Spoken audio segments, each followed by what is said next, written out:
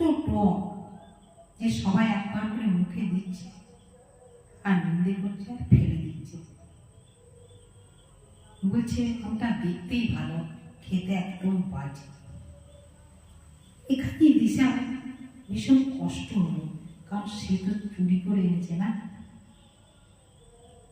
আর এই অসময়ে এই আমটা না কখনোই পাকতো না, হয়তো পচেই যেত। কিন্তু এখানে যে আমটা নিয়ে এলো সেটাও তো সবাই খেতে পারলো না। তাহলে সে শুধু শুধুই কেন এত মানুষের লালসা জিনিসটার প্রতি অপরাধ করলো? পচে গেলে ফেলে দিত, হয়তো কষ্টটা হতো, কিন্তু তার যে আজকে কষ্টটা হচ্ছে সেই কষ্টটা সে তো কাউকে শেয়ার করতে পারছে না, তাকে একাকেই ভুগতে হচ্ছে, নিজেকে নিজের মনে মনেই দোষ দিচ্ছে আর আফসোস করছে। তো তখনকার মতো সেভাবে আমটাকে মানে খেলো আর ফেলে দিল, মানে নষ্টই হলো। পরে যখন আমটা খোঁজ করেছিল তখন চোর কিন্তু ধরা পড়েনি।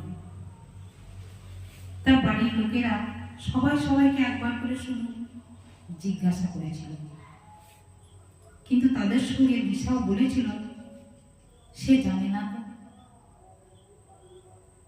বন্ধুদের সে কঠোরভাবে নিষেধ করে দিয়েছিল। যাক, বন্ধুরা তার কথাটা রেখেছে, সেই জন্য বন্ধুদের কাছে সে কৃতজ্ঞ।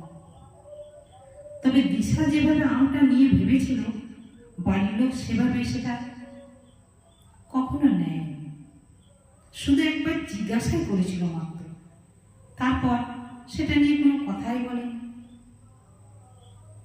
চোর ধরা পড়ে নাই।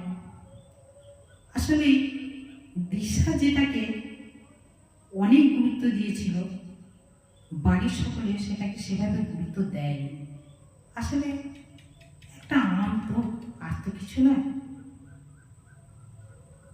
সেই জন্য চোর সেই দিন অসম্মানিত হয় যেভাবে ভেবেছিল। তবে দিশা ঠিক করেছিল এই কাজটা কিন্তু তার ঠিক হয়নি, সে আর কোনোদিন এমন কাজ করবে না। সেটা একটা তুচ্ছ কোনো জিনিস হোক বা কোনো দামি জিনিসই হোক, এমন কাজ সে করবে না। কেমন লাগলো বলবেন বন্ধুরা? নমস্কার।